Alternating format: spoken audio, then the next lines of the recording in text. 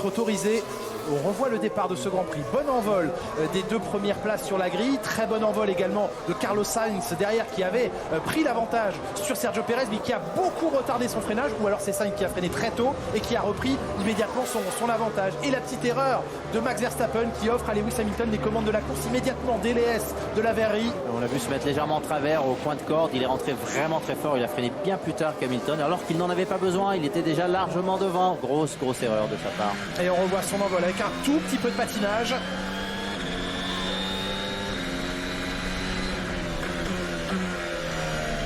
Allez, il perd le train arrière, Jacques.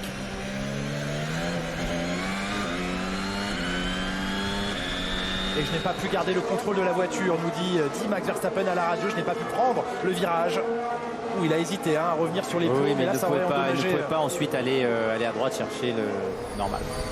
Et Hamilton qui a vu le décrochage de la Red Bull devant lui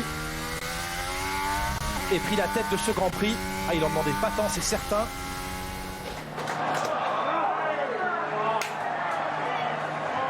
Ouais, Christian Horner qui garde ses nerfs, qui garde son calme. Regardez l'envol de Daniel Ricciardo devant lui, partait Lando Norris, son coéquipier. Il n'a pas gardé l'aspiration longtemps derrière Lando Norris. Oh, ça c'est beau. Très beau sur le vibreur extérieur. Très tard là, Ricciardo. Il savait qu'il y avait de la place, il a osé. Ouais. Audacieux, bien payé, alors qu'un peu plus tard, eh bien, c'est Lando Norris qui essayait de reprendre sa place sur Ricciardo. Le passage entre les plots, il a dû faire du ski dans une vie intérieure. Le passage, il ne pénalise pas. Faudrait-il mettre une triple porte?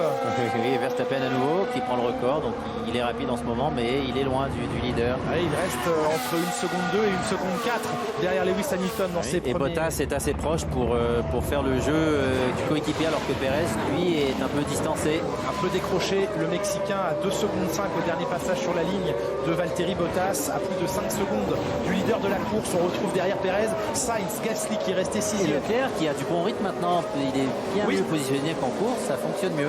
Ouais, après avoir bien défendu sur Alonso notamment, le voici un petit peu libéré.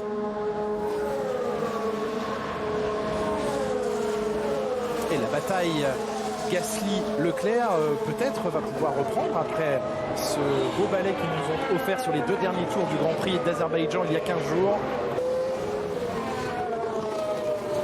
Sébastien Vettel remonté au 11e rang. C'était une position de gagner sur Esteban Ocon. On l'a vu il y a quelques instants. Voyons maintenant à quel rythme Sébastien Vettel peut continuer dans ce premier relais de course.